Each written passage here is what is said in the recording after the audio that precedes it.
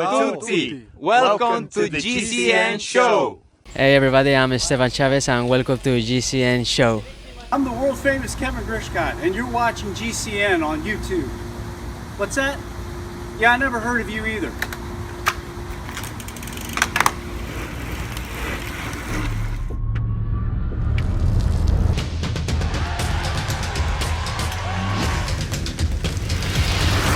Well, I don't know about world famous Kevin, but you can sure clip into those pedals mighty fast.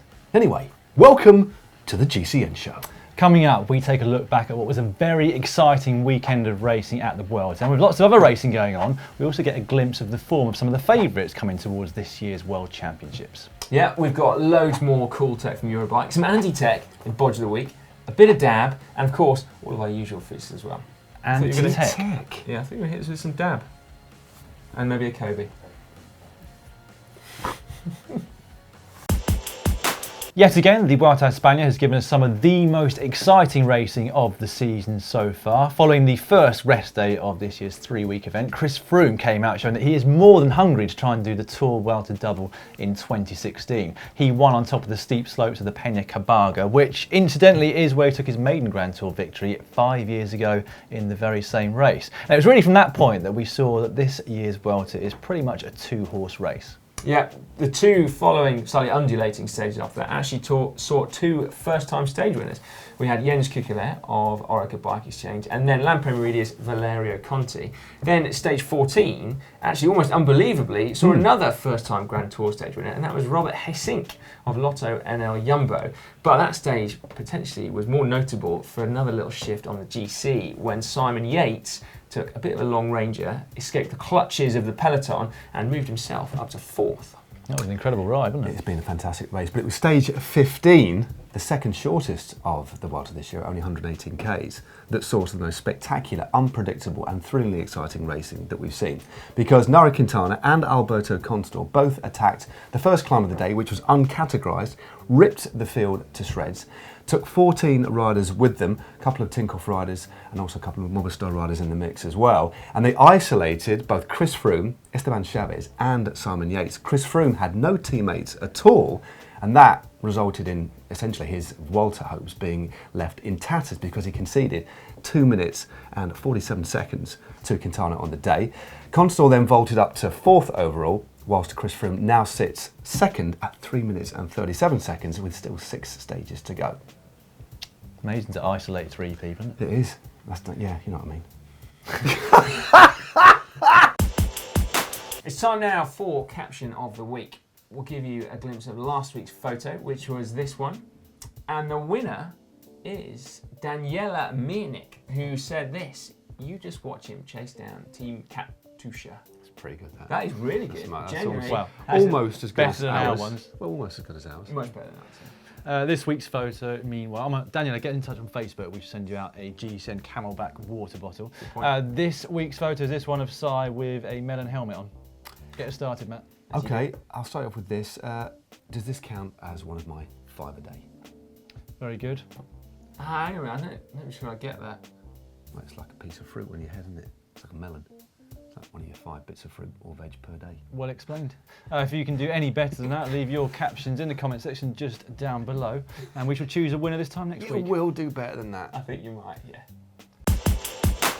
Eurobike is the biggest trade show in the world of cycling. Now, if you haven't seen any of our coverage yet, not sure exactly where you've been, although fair enough, the Vuelta A España has been on. But at Eurobike, we spotted a few key trends continuing. So things like aero bikes or disc brakes on road bikes or even wider tyre clearance on road bikes as well. But one of the more interesting ones was the continued rise of Zwift and accompanying smart trainers. Here at Eurobike, it's been relatively easy to spot emerging trends in the road bike market, and one of them is clearly the rise of indoor training and smart trainers, possibly in fact powered by the rising popularity of Zwift, which indeed is here on display in the Winners' Hall, having won a Eurobike award. Now, before we delve into the new smart trainer releases, Zwift have got one of their own because they now have an iOS system, so you can use Zwift on your iPad here. Currently in beta, but we hear that development is progressing quickly. This is the new version of the Wahoo Kicker. Some key refinements, particularly, they've changed the software ever so slightly inside this, so that now when you're connected to something like Zwift, it responds even faster to what's going on screen. And then also, they've changed the power meter in here. So strain gauges are out, and instead, it measures the power using the electromagnetic resistance. And so they've said that it goes from 3% accuracy down to 2% accuracy, which is pretty impressive. And Tax have also got their new Flux trainer, which is remarkably quiet, as well as being a smart trainer as well. We've got the new Hammer from Cyclist, which was released earlier this summer, and that is a seriously heavy-duty smart trainer. You could, if you wish, ride up 20% gradients and produce 2,000 watts of power. This one is the new Elite Driver, connected up to Zwift. You'll see, promises big things. A power meter is accurate to just plus or minus 1%, and then, if you so wish, it will generate gradients of up to 24% for you, which is pretty bonkers. This one is the new one from Kinetic. It's called the Rock and Roll Smart Control, and it too has Bluetooth compatibility, so that you can connect it up with your third parties like Zwift as well, as you can see. And finally then, we have this, which surely is a glimpse of the future of smart trainers. This is the first virtual reality Zwift station, and I've never tried it before, so let's see what it is. Okay, wish me luck. Whoa! Where are my handlebars? There they are. Oh my word. That is ridiculous. Hang on, I'm getting the road noise. That's crazy. Oh my God. I genuinely that. Oh. I think my virtual legs are a bit fatter than my real ones, but I am quite ripped. That's pretty cool. I kid you not, that is absolutely insane. The only problem I will have is with dealing with sweat, but sure that could be tackled with more technology. That is incredible, genuinely incredible. I'll tell you what, that Zwift virtual reality thing, it's just absolutely incredible. Like, unfortunately, it is still at the prototype stage and there is no planned release date yet. But they say it's because of the hardware, so like the headsets and things that just aren't really geared up for the specific demands of turbo training, so, you know, like sweating and things I can like see why that might be of concern, Si. I don't know what you mean, mate. But seriously, I am genuinely impressed. / blown away, in fact. It was cool. So cool. Your face that has a proper little smile on board then, mate. It did make your face made me smile. Did in it? fact. Yeah. Oh, amazing. But there you go. Before we leave tech for the week, the UCI, you know, are apparently going to abolish, that was still a great smile, Thanks. but apparently the UCI may be abolishing the 3-to-1 rule, which dictates or stipulates that the cross-section on frames and componentry cannot exceed a 3-to-1 ratio. Yeah, that rule was originally put in place for safety reasons, but it did severely limit the ability of engineers and designers, etc., to make frames very aerodynamic. And with that rule potentially being abolished, we could see a rash of new designs that are going to be even faster and even more aero. Yeah, what are we going to see? So we're going to have a full video on this coming up very soon. Maybe we should get our sketchbooks out. I think I'm going to get designing. I'm going to get my iPad out. It's your favourite time of the week? Possibly. It's time for hack / bodge of the week. Get started, Matt. And first up, we have this on Twitter from Marco at VelonCC. It's a clip from some Velon footage in the Vuelta, and a couple of AG2R riders there doing a bit of a dab. No, it's a / for GCN Show. That's why he's copied us in. Look, that's hack / bodge of the week. Oh, well done. What do you think they're saying? Hack or bodge? What's a dab? Everyone knows what dab is, mate. I would say hack. Next up, Milan 1804. Well, he has converted his Scott shoes from that into laces. Whoa, that's pretty neat. Plenty of life in them still to go. So I reckon that is a hack. Yeah, that is very cool, actually. Right, next up we've got Cider By, who's sent in this, where someone has clearly welded two bikes on top of each other. I'd say that probably is a hack, because that's done on purpose, isn't it? To make it extra tall. Yeah, it's not a bodge, it's definitely a hack in my humble view. I necessarily want to ride it. Moving along, this is from Instagram. This is Svensationaler. Han, with an underscore in there. Great name. A bike I spotted in my neighbourhood, going for an extra set of wide handlebars, I guess. Oh my word. It's essentially do you know what? I've seen this for the first time. I think it's an essential. Is it a broom handle? Or is it like a toilet roll? That kind of... Doesn't look particularly safe. Definitely not roadworthy. I love this that's one. for sure. That's a bodge. Wow. Gaz Hellywell. What is... He that a spotted sleeping bag? this. Somebody has boxing lost glove. their saddle and instead they've used a boxing glove. That's It actually looks quite Nasser comfortable. That's Nasser Barney's training bike. Yeah, that looks quite comfy, doesn't You it? did say I think this belongs to a certain French sprinter. Yeah, right. Now this one looks a little bit actually almost serious, doesn't it? Because it's pedal to the metal fitness, and he's converted his turbo trainer into a wheel chewing stand. That looks very, very pro, actually. Maintenance hack of the week, Dan. Yeah. You'll probably be lapping that one up and suggesting we have more Wait of for the this. chain keeper. Lastly, we have got this one that came in from Cyclosomatic, who said, this happened over the weekend, Andrea worked her magic on my Empire SLXs. Custom shoes, look. They're pretty cool. That's those, certainly a aren't bit they? of magic there. Oh, so it was the last one. Still got one more, Matt. Well, let me read this one out. This is from All Nod Comms on Twitter. Yeah, very good play on words there. And it's basically, from what I can see, a bike made solely, aside from the wheels, of wood. What wonderful carbon. Looks like a work in carbon progress. It's amazing, But isn't that it? is cool. It's lovely. Oh, well If done. you've got any more hacks or bodges that you would like us to see and share, make sure you send them in using the hashtag GCNHack. Keep them coming. It's now time for cycling shorts. Cycling shorts now, and first up, something a little bit bizarre, because we first saw this video on Road CC, but it was actually the Kings Lynn Cycling Club, based in the UK, that captured this first. So check it out, right? Here they are, riding single file down a quiet country road, when a car comes up behind them, drives across the grass verge onto a bike path, undertakes the bunch, and apparently shouts out the window, if you're going to ride on the road, I'm going to drive on the bike path. That's pretty bonkers. Pretty incredible. Yeah. He's got a point in some ways. Slightly strange. Well, but I suppose he does. A bit of a point. Funny way to Slightly make legal your point, but a point all the same. Yeah. Right, for some racing news now, or should I say ex-racing news. I think, Si, you saw this over at Eurobike. Recently retired Perito Rodriguez, or Joaquin Rodriguez, has been given a very special bike by team sponsor Canyon. So it has his nickname, Perito, written on the down tube. And what I found particularly interesting was the fact that he's opted for an aero bike in retirement. Obviously, a bit like me, he's realised that he's going to need all the help he can get in a not too distant future. Is that, mate? Is that why you, the guys at Cipollini, were telling me that you'd emailed them for information about this bike? Maybe. Well, there's been another couple of transfers. The transfer mill keeps on grinding. Heinrich Hausler of the soon-to-be defunct YAM cycling team is moving across to Bahrain Merida.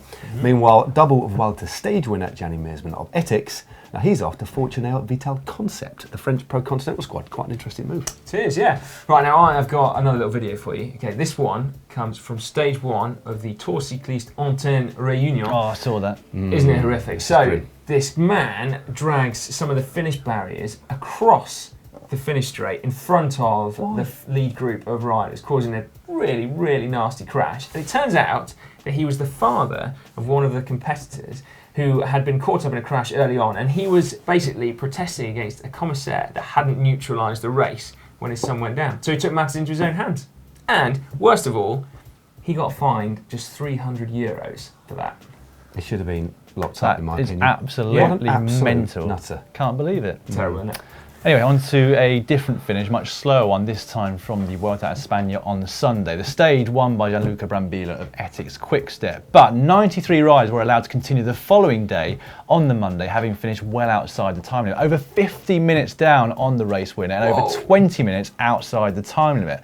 Now, each and every stage of the Grand Tour has a time limit, and most other races, to be fair, as well. And that time limit is there so that riders can't just take things extremely easy and therefore be very fresh the next day. But on this occasion, and the precedent's been set before with big groups like this, the organisers have allowed them to continue, otherwise it would be a very dwindled race for the last week. But it does make you think on this occasion whether or not there should have been some harsher penalties, because Movistar and Tinkoff both finished with the vast majority of their riders inside the time cut, but 7 out of 8 of Sky's remaining riders finished outside of the time cut, arguably giving them a bit of an easier day. Although, of course, Chris Froome did concede over 2 minutes to Quintana. That's an interesting one. I'm not sure what they'll do about that in future races where the same thing happens. Finally, on Cycling Shorts this week, though, many of you will know that Eurobike was on last week, so I was there on the ground doing some great videos. But it wasn't without its controversy. Don't know if you found out, but there were some police that came onto the site on one of the days, and they actually seized a lot of product from a light company called Zekon, because apparently they've been infringing some patents from a fellow light company called Nog. Nogoffs, as one very clever website coined it, which I would have loved to have thought of myself. Anyway, apparently the owners of Zekon now face up to 250,000 euros in fines, or maybe even imprisonment, which would be quite something, wouldn't it? That's not a light sentence, is it? No, it's not. Now, it's result time in Competition Corner, but before we announce the lucky winner of the Power to Max NG Power Meter and the 2 lucky winners of the Rota Q rings in Spanish livery, we've got this, which is pretty cool. Yeah, we do. So, the winner of the first ever unboxing competition, which was the SRAM Ready Tap, if you remember, came to pick up his prize from us at Eurobike. But it gets better than that, because the winner, Yannick Talker, didn't actually have a bike that was good enough to put SRAM Ready Tap on. So, SRAM got together with Canyon to see what they could do. Check this out. This man here is Yannick Turker. Yannick was our first ever unboxing winner. He won a SRAM ETAP group set, but Yannick, there was a problem, right? Yeah, my bike was pretty old though. The shifters were on the frame. I don't even know if they exist anymore on this. Well, they do. They're pretty hipster, but unfortunately, it didn't seem like it was the right place to put ETAP. So we pulled a few strings, and Canyon came and helped out. And so Yannick is literally about to not only receive his SRAM ETAP, but an entire new bike. And you haven't seen it yet, have you? Look at that! Holy shit! No way, man. I can't believe it. I'm so happy, thank you. Hey, no worries, man. Well, that's well deserved. So there we go, GCN viewers. That is our first ever unboxing winner receiving not only his unboxing prize. I'm shaking. Well, I'm not surprised. That is cool, man. Yeah, I can't believe it. He is one very lucky lad. It looks like a nice lad as well. It was a super cool guy, yeah. Anyway, on to the results of this week's competition. So, the lucky winner of this Power to Max Power Meter is... Thank you. Domagoj Kruak of Croatia. And the winners of the Rota Q rings are Luca Bertoncelli. I had to wait till the drum roll. Luca Bertoncelli and Tim Marshall of Great Britain. So well done to you lot. Yeah, congratulations, one and all. Another unboxing video coming up this weekend. Yeah, and don't be telling us that you haven't got a good enough bike to put Q rings on. We're not going to fall for it again. Or a power meter.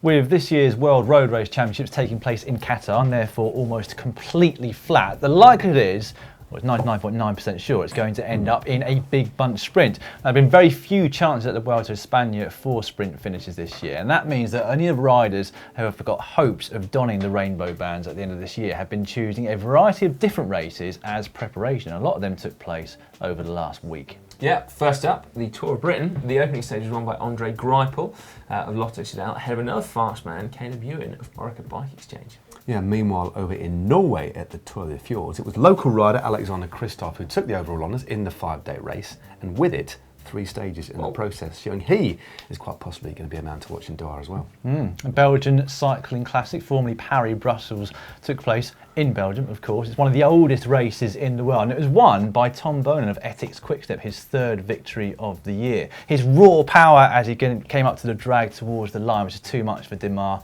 and Buani, finished in 2nd and 3rd place respectively. So could Tom Bonen win his 2nd road title 11 years after the first one in Madrid? Wow, well maybe, but one rider who is going to be making it difficult is his actual trade teammate from Ethics Quickstep, Marcel Kittel, who also won the GP for me at the weekend, ahead of Nasser Buani and Brian Coquart of Direct Energy. And Kittel, is going to be presenting quite a challenge to the German selectors, isn't he? Who are you going to back, Greipel or Kittel? Who's going to lead out? I wouldn't be the one want to be the one that chooses or tells the other one they've got to work for somebody. Maybe they can have a thigh off. Whoever's got the biggest thighs gets to lead the team. Can you imagine if both of those guys actually had a fight? It would be like the Hulk and the Thing, wouldn't it? Greipel versus Kittel. My word. It'd be amazing, It could be the same for France though, with Coquart, Demar, Buani as well. Ooh, a fight with great. Buani. Yeah. My word.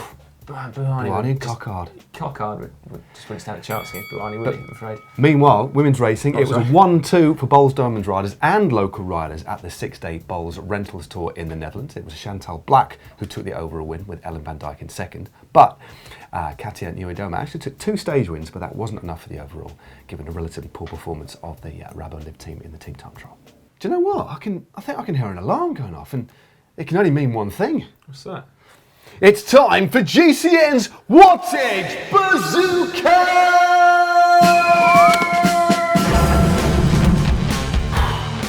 This week, the Pro Wattage Bazooka goes to little Nairo Quintana for his amazing and rather audacious, brave and attack that was full of panache on stage 15 of this year's Vuelta. Well done, Nairo. Well deserved, that one. Yeah, meanwhile, the viewer Wattage Bazooka, well, we're going to give a token gesture award to... who was it? So it was Tom Dean, but he was nominated by Ross Hartwig. Now, how's that for a Wattage Bazooka? He was doing talk drills the other day, and this is the aftermath. And we looked up Tom Dean and got another photo. Oh. Look at that. That is some power going through the pedals right there. But it's not the actual Wattage Bazooka this week, because that goes to... That goes to Zeno Young. So congratulations to you. Not only have you broken the Irish Junior 10-mile time trial record, you now also are the proud owner of a Wattage Bazooka, and it was some bazooka, wasn't it? 369 watts normalised power. Yeah, sub 20 minutes. Yeah, I've never done 19 minutes 48. No, that is seriously good work, fella. So we'll keep our eyes on you, because I'm sure you're going places. Yep. Congratulations. If you've got any nominations for next week's Wattage Bazooka, you just need to use this hashtag on various forms of social media.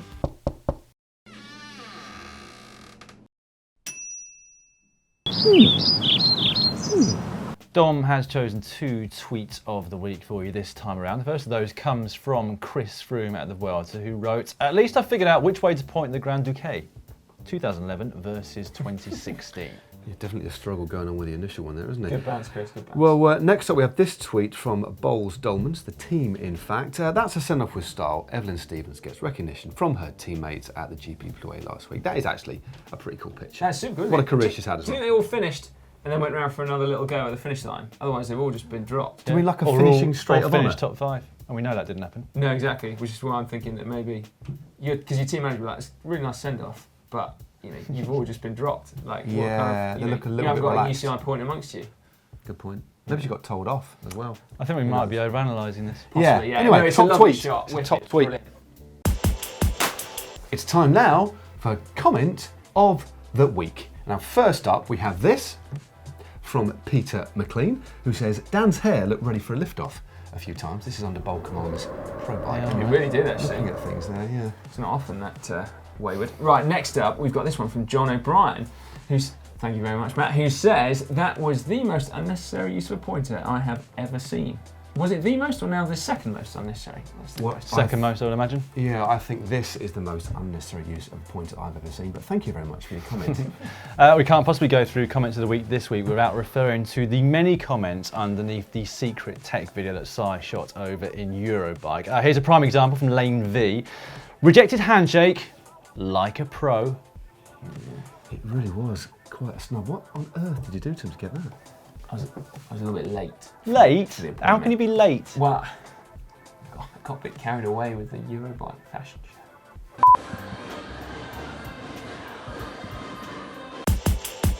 On the channel this week, on Wednesday we have how to fuel for a sportif, and on Thursday we had 6 bucket list events to ride. On Friday, we've got a special Ask GCN Anything, because we have 2 guests from Team Cannondale Drapac, they being Ben King. You actually know what they're talking about then. Yeah, people point, yeah. with Very special actual GCN. knowledge and expertise in cycling. Joe Dombrowski and Ben King answer some of your burning questions. And then Saturday's Pro Bike is, this time, a Colnago time trial bike from the Gazprom Rusbello team. Yeah. On Sunday, we have got how to ride in a city, which is quite an exciting video. And then on Monday, Dan shows you how to actually use road bike shifters. So one for the beginners out there. Tuesday? What's Tuesday? Hello, welcome to the GCN Show. It's time now for Extreme Corner. Now let's just sit back, take a minute to enjoy some of the world's best downhillers coming to grief at the final round of the World Cup.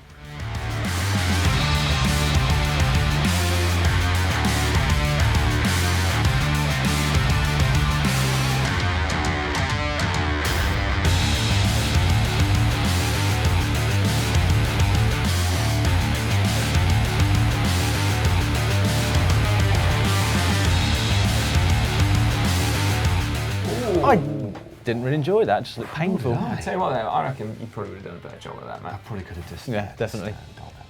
Well, I'm afraid that is the end of this week's GCN show, but you may have noticed that I'm sporting a rather nice new GCN t-shirt. Yeah, lovely new Possibly Oh, cheers, Si. Anyway, if you want it, you can head over to shop.globalcyclingnetwork.com. You'll find it over there. But what you won't have seen yet is another bit of merchandise we've just released. Ready? What's this? Well, Has that been between your legs for the whole show, Dan? Yep, and I can confirm it has very good absorption capabilities. I'll tell you what, that's quite soft against my skin. That's lovely. Seriously, mate, he's just told you where it's been. Anyway. So yeah, head over to shop.globalcyclingnetwork.com if that takes your fancy. Right then, we better hard leave the GCN show there. But if you're wanting more content from us, then why not click up there and you get through to a video where we take you behind the scenes at Bell Helmet and show you how their latest and greatest, the Zephyr, was actually designed. And for our 7 tips for young cyclists, how about clicking just down there? And to subscribe to the channel, all you've got to do is click on the globe. Oh, I see what Quite you've done literally there, mate. on the That's toweling amazing. globe.